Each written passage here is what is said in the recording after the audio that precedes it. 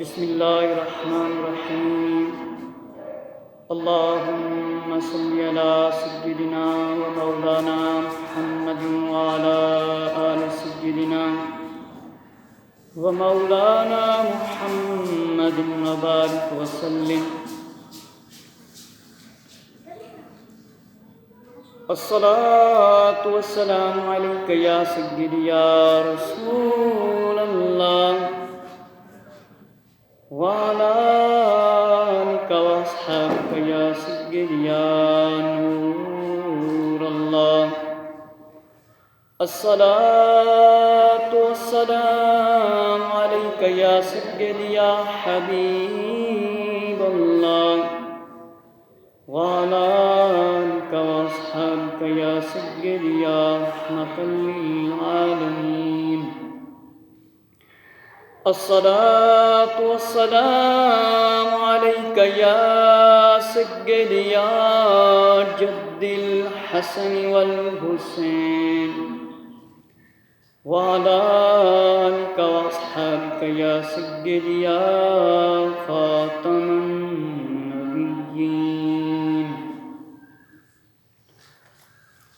اللہ کے پیارے محبوب شاہ بنی آدم، نور مجسم، غیب کی خبریں دینے والے آقا حضرت محمد صلی اللہ تعالی علیہ وآلہ وسلم کے فرمانوں میں سے فرمان علی شان ہے، جس کے سامنے میرا ذکر ہو، جس کے سامنے میرا ذکر ہو، مجھ پر درود پاک نہ پڑے وہ آدمی بدبخت ہے، کنجوس ہے، بخیل ترین شخص ہے۔ اس لیے محبت سے پڑھ لیجئے الصلاۃ والسلام علیک یا سیدی یا رسول اللہ وعلی آلک واصحابک یا سیدی یا رحمۃ للعالمین۔ حضرت علامہ مولانا زکریا صاحب نے اپنی کتاب فضائل درود شریف کے اندر ایک واقعہ لکھا ہے، حضرت ابو بکر مجاہد رحمۃ اللہ تعالیٰ کا اور ابو بکر شبلی رحمۃ اللہ تعالیٰ کا۔ واقعہ کچھ اس طرح ہے کہ حضرت شبلی رحمۃ اللہ تعالی نماز کے بعد سورہ توبہ کی آخری آیت پڑھتے، لَقَدْ جَاءَكُمْ رَسُولٌ مِّنْ أَنفُسِكُمْ عَزِيزٌ عَلَيْهِ مَا عَنِتُّمْ حَرِيصٌ عَلَيْكُمْ بِالْمُؤْمِنِينَ رَءُوفٌ رَحِيمٌ وَإِن تَوَلَّوْا فَقُلْ حَسْبِيَ اللَّهُ لَا إِلَٰهَ إِلَّا هُوَ علیہ توکلت وہو رب العرش العظیم۔ اور اس کے بعد پڑھتے تھے صلی اللہ علیہ یا محمد، صلی اللہ علیہ یا محمد، صلی اللہ علیہ وآلہ وسلم، یہ پڑھتے تھے۔ اور حضرت ابو بکر مجاہد رحمۃ اللہ تعالیٰ نے خواب دیکھا کہ خواب کے اندر آقا علیہ الصلوۃ والسلام نے حضرت شبلی رحمۃ اللہ تعالی کو پیشانی کو چوما ہے۔ صبح محفل کے اندر ابو بکر مجاہد رحمۃ اللہ تعالی تشریف لائے، ان سے پوچھا آپ کیا عمل کرتے ہیں؟ انہوں نے فرمایا کہ یہ میں 80 سال سے یہ عمل کر رہا ہوں، صلی اللہ علیہ یا محمد صلی اللہ علیہ وآلہ وسلم، اور اس کے بعد یہ آیت پڑھ کے یہ پڑھتا ہوں صلی اللہ علیہ یا محمد صلی اللہ علیہ وآلہ وسلم۔ اسی وجہ سے آقا علیہ السلام نے اپنے عاشق کی پیشانی کو چوما۔ اور علامہ عبدالرحمن صفوری رحمۃ اللہ تعالیٰ بہت بڑے عالم دین ہیں، نزہۃ المجالس ان کی کتاب 2 جلدوں کی کتاب ہے، ہدیۃً شاید 1000 کے قریب 600 یا 700 میں 500 میں مل جائے گی۔ اس میں آپ دیکھ سکتے ہیں ایک محدث صاحب کے پاس ایک شخص بڑا گناہ گار تھا، حاضر ہوا، محدث صاحب نے درود شریف پڑھایا، جتنے حاضرین بیٹھے تھے انہوں نے بھی پڑھا، اور اس گناہ گار شخص نے بھی مل کر بیٹھ کر پڑھا۔ جب وہ دنیا سے چلا گیا، جب مر گیا، قبر کے اندر پہنچ گیا، تو اس کو کسی نے خواب کے اندر دیکھا، آپ کے ساتھ کیا معاملہ کیا گیا، کیا ہوا ہے آپ کے ساتھ؟ اس نے کہا اللہ رب العزت نے مجھے بخش دیا ہے۔ اب سنیں کیوں بخش دیا ہے؟ کہ جتنے حاضرین بیٹھے تھے سب نے بلند آواز سے درود شریف پڑھا، میں نے بھی پڑھا، حاضرین نے بھی پڑھا، تو اللہ نے ہم سب کی کیا ہے؟ بخشش کر دی۔ اللہ نے ہم سب کو کیا ہے؟ بخش دیا ہے۔ یہ درود شریف کی برکت ہے۔ اور آقا علیہ السلام نے فرمایا ہے کہ جس نے میری ایک سنت سے محبت کی، جس نے میری ایک سنت سے محبت کی وہ جنت میں میرے ساتھ داخل ہوگا۔ فساد اور فتنے والے دور کے اندر جس نے عمل کیا، تانے والے دور کے اندر اسے 100 شہیدوں کا ثواب ملے گا۔ مثلاً چہرے پر داڑھی رکھ لیں، امامہ شریف سجا لیں، سنت کے مطابق شلوار قمیض لباس یہ پسند ہے آقا علیہ السلام کو، فیضان سنت کے اندر بھی لکھا ہے، یہ پہن لیں اور امامہ شریف پہن کر نماز پڑھیں گے تو 2 رکعت کے بدلے میں کتنی رکعت کا ثواب ملے گا؟ 70 رکعت کا۔ شاید ہم اور آپ میں سے کسی نے کھڑے ہو کے زندگی میں 70 رکعتیں پڑھی ہوں، شاید آپ میں سے کسی نے پڑھی ہوں، تو آپ کو پتہ ہے۔ تو یہ سنت کا کیا ہے؟ انعام ہے۔ اور فرمایا آقا علیہ السلام نے جو میرا نام وہ درود شریف نہ پڑھے روز محشر اس کی طرف نہیں دیکھیں گے، اور جو میری سنت سے منہ موڑے گا۔ اب یہ دور ہے فیشن پرستی کا۔ انگریز، یہودی، عیسائی، بت پرست، بد مذہب یہ چاہتے ہیں مسلمانوں کے اوپر آقا علیہ السلام کی سنت ظاہری طور پر نظر نہ آئے۔ یہ اسی طرح ہمارے لباس پینٹ شرٹ میں اٹھتے بیٹھتے نظر آئیں، ہماری طرح کھاتے پیتے نظر آئیں، لیکن یہ وہ انہوں نے کام کر کے دکھا دیا۔ اب ہمارے سربراہ لوگ ان کے اشاروں پہ چل رہے ہیں۔ اللہ فرماتا ہے تمہارے لیے بہترین نمونہ حضور علیہ السلام ہیں۔ اور ابو بکر صدیق رضی اللہ عنہ فرماتے ہیں میں کیوں اپنے نبی پاک صلی اللہ علیہ وآلہ وسلم کی سنت کو چھوڑ کر گمراہ ہو جاؤں گا؟ جس نے میری سنت کو چھوڑا وہ گمراہ ہو جائے گا، جس نے میری سنت سے محبت کی میرے ساتھ جنت میں داخل ہوگا۔ اگر حضور علیہ السلام اتنی بڑی گارنٹی دے دیں، آج ہمارے مسلمان بھائی فیشن کی طرف جا رہے ہیں۔ ایک یہودی، عیسائی، ایکٹر، بت پرست، بد مذہب، مشرک آدھی داڑھی رکھ لے، ہمارے مسلمان آدھی داڑھی منڈوا دیتے ہیں، سر کے آدھے بال رکھ لے، ہمارے مسلمان بھائی آدھے سر کے بال رکھ لیتے ہیں۔ اور حضور علیہ السلام نے کیا فرمایا؟ یہود و نصارہ کی مخالفت کرو، چہرے پر داڑھی سجاؤ، میری سنت پر عمل کرو۔ ہم کیا کر رہے ہیں؟ ہمارے گھروں کے حالات کیا ہیں؟ ہم روزے کی حالت میں کیا گناہ چھوڑتے ہیں؟ آج روزے کی فضیلت کے بارے میں آپ کے سامنے عرض کروں گا۔ غور و فکر کریں کہ روزے کی حالت میں گھروں میں فلمیں چل رہی ہیں، 1 بجے تک ڈرامے چل رہے ہیں، روزے کی روحانیت کہاں سے آئے گی؟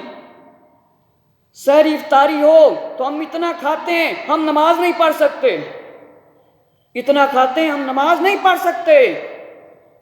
اللہ رب العزت کو خالی سحری افطاری پسند نہیں ہے، سحری کرو، افطاری کرو، طریقے سے کرو۔ اگر حضور علیہ السلام کے طریقے پر سحری افطاری ہوگی تو 5 وقت نماز بھی پڑھیں گے، تراویحاں بھی پڑھیں گے۔ اگر سنت کے مطابق افطاری نہیں تو پھر نماز بھی ادھر آ کے نہیں پڑھ سکیں گے۔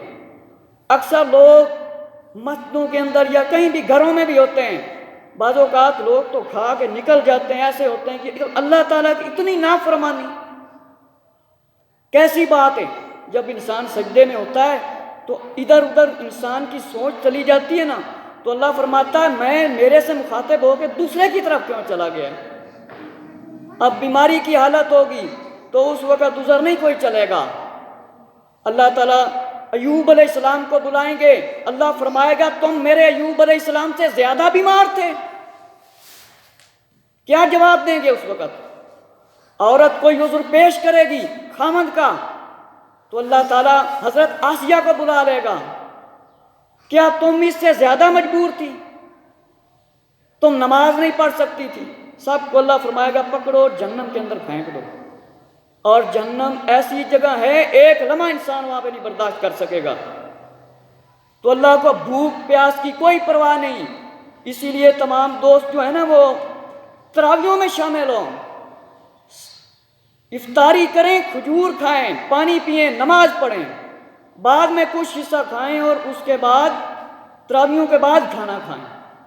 2 حصے کر لیں تاکہ روزہ جو ہے نا وہ طاقت والا ہو، عبادت والا ہو۔ اگر سارا دن انسان بھوک پیاس برداشت کرے، نماز نہ پڑھے، اللہ کو سجدہ نہ کرے تو اس سے کیا فائدہ ملے گا؟ اللہ تو چاہتا ہے ہم متقی بن جائیں، ہم پرہیزگار بن جائیں، ہم عبادت گزار بن جائیں، ہم آقا علیہ السلام کے طریقے پر چلنے والے بن جائیں، چلانے والے بن جائیں۔ آقا علیہ السلام نے فرمایا اپنی اولاد کو نیک بنا جاؤ گے، تمہارے لیے صدقہ جاریہ ہے۔ کسی کے لیے کنواں کھدوا دو گے، کسی کو اچھے راہ پہ لگا دو گے تو یہ صدقہ جاریہ ہے۔ آج میرے دوستوں مسلمانوں بھائیوں غور و فکر کرو، کیا ہماری اولادیں نیک بن رہی ہیں یا انگریزوں کے فیشن کے متوالے بن رہے ہیں؟ یہ ہم غور و فکر نہیں کر رہے، غور و فکر نہیں کر رہے۔ جب میت پڑی ہوگی چارپائی کے اوپر، بیٹے کو جنازہ نہیں پڑھنا آتا ہوگا تو کتنی شرمناک بات ہوگی، بیٹے کو جنازہ نہیں پڑھنا آتا۔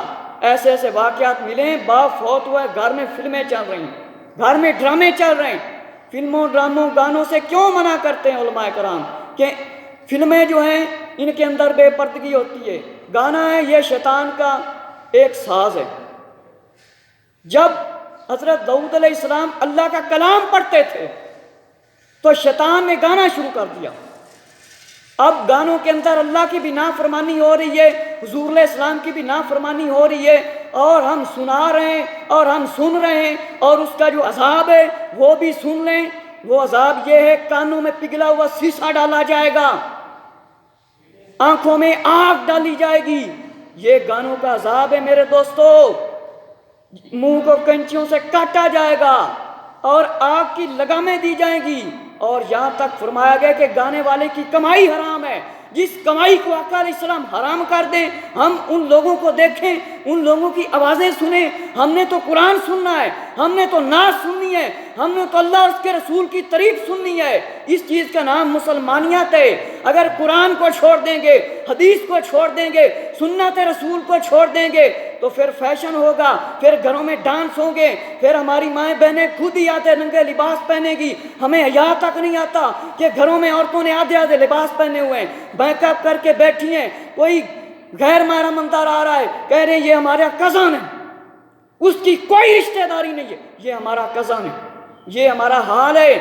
ہمارا اسلام کیا کہتا ہے؟ حیا، بڑے کو چھوٹے کو سب کو اسلام نے حقوق دیے ہیں، سب کو علم دین حاصل کرنا چاہیے اور اس پر عمل کرنا چاہیے۔ اکثر لوگ یہ کہہ دیتے ہیں کہ بچہ جو ہے وہ نماز اپنا اذان نہیں پڑھ سکتا۔ پہلے میں اس کے بارے میں آپ سے فتووں کے مطابق گفتگو کروں گا، اور پھر کچھ لوگ کہتے ہیں کہ بچہ جو ہے اعتکاف نہیں بیٹھ سکتا، اور جو ہے نا آپ کے سامنے یہ عرض کروں گا تو آپ نے اپنے بچوں کو نیک بنانا ہے۔ شیطان کی آواز آئے تو اس کی پرواہ نہیں کرنی۔ میرے دوستو، بھائیو، بزرگوں، اپنی اولاد کو نیک بناؤ گے تو وہاں پہ نجات ہو جائے گی، ورنہ اس دن جھگڑا باپ بیٹا کریں گے تو کام نہیں آئے گا۔ بہار شریعت حصہ 5 جلد اول صفحہ نمبر 427، فتاوی عالمگیری، در مختار، رد المختار، فیضان رمضان، اور بہت سی کتابوں کے اندر لکھا ہے کہ جو سمجھدار بچہ ہے، نماز کے احکام کے اندر بھی لکھا ہے کہ وہ اذان دے سکتا ہے۔ جو بچہ نماز پڑھ سکتا ہے، نماز صحیح طریقے سے سنا سکتا ہے، وہ اذان دے سکتا ہے۔ اس کی اذان کیا ہے؟ صحیح ہے۔ بہار شریعت کے تیسرے حصے میں بھی یہ بیان موجود ہے۔ مراقی الفلاح کے اندر، عالمگیری کے اندر، نماز کے احکام کے اندر حضرت علامہ مولانا محمد الیاس ستار قادری صاحب رضوی دامت برکاتہم العالیہ نے لکھا ہے کہ سمجھ والا بچہ اذان دے سکتا ہے، یہ صحیح ہے۔ اکثر لوگ بات کرتے ہیں کہ بچہ اذان نہیں دے سکتا، بچہ پہلے صفوں میں نہیں کھڑا ہو سکتا۔ تو پہلے وقت میں جو صفیں ہوتی تھی وہ بڑوں کی ہوتی تھیں، پھر اس کے بعد بچوں کی ہوتی تھی، عورتوں کی ہوتی تھی، ہجڑوں کی ہوتی تھی۔ تو یہاں تک فتاووں کے اندر لکھا گیا اگر آدمی کم ہو تو بچے آگے والی صفوں میں بھی کھڑے ہو سکتے ہیں، پھر کھینچ کر پیچھے ہم نہیں کر سکتے۔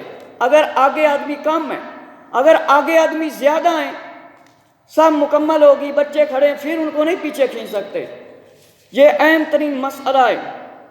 اور دوسرا مسئلہ سماعت فرمائیے کہ اعتکاف کے بارے میں حج اور عمرے کا ثواب ملتا ہے جو شخص اعتکاف بیٹھتا ہے۔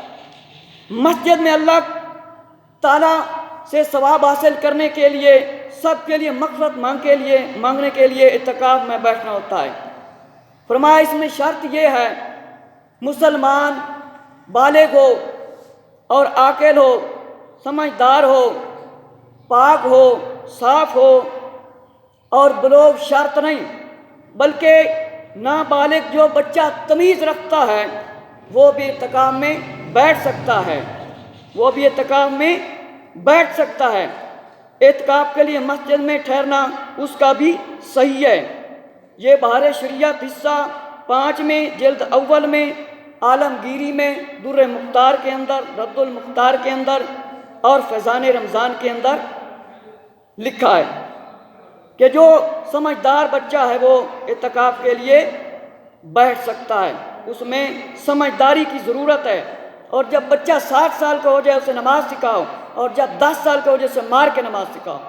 اب آپ غور و فکر کریں، ہمارے گھروں کے اندر 10 سال کے بچے موجود ہیں، 14 سال کے لڑکے موجود ہیں، اب 20 سال کے لڑکے موجود ہیں، 25 سال کے نوجوان اور 50 سال کے نوجوان ٹی وی پر ایسے نظریں جما کے بیٹھے کہ کبھی کوئی چیز دیکھی نہیں، انگریزوں، یہودیوں، عیسائیوں، بت پرستوں کے چہرے کو دیکھ کر خوش ہو رہے ہیں، حالانکہ وہ مسلمانوں کو آگ کے اندر جلاتے ہیں۔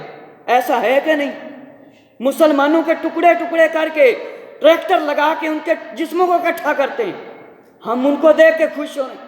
ہم نے تو یہ حوصلہ افزائی کرنی تھی اپنے بچوں کو کہ میرا بیٹا نمازی بن گیا ہے، میرا بیٹا پرہیزگار بن گیا ہے، میرا بیٹا میرا بخشش کا ذریعہ بن گیا ہے۔ ہم کیا کر رہے ہیں؟ خود بھی فلم یہودیوں کی چلائی ہوئی، انگریزوں کی، بت پرستوں کی، اور خود بھی بیٹھے ہیں اور راضی ہو رہے ہیں۔ یاد رکھو گناہ پر جو راضی ہوگا قیامت والے دن رو رو کر اٹھے گا، پریشان ہو کر اٹھے گا۔ اگر گناہ سے توبہ کرے گا نوجوان تو مشرق سے لے کر مغرب تک کے لوگوں کو اللہ بخش دے گا۔ کتنی بڑی بات ہے میرے دوستو، بھائیو، بزرگوں، یہ اہم ترین مسائل ہیں۔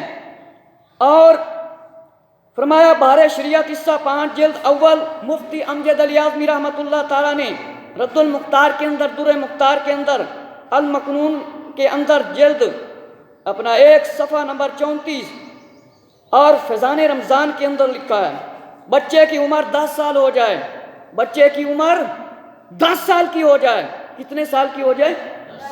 زور سے بولیں، 10 سال، شیطان سے نہیں ڈرنا۔ بچے کی عمر 10 سال کی ہو جائے تو کیا ہے، روزے رکھنے کی طاقت ہو تو روزہ رکھوایا جائے، روزے رکھنے کی طاقت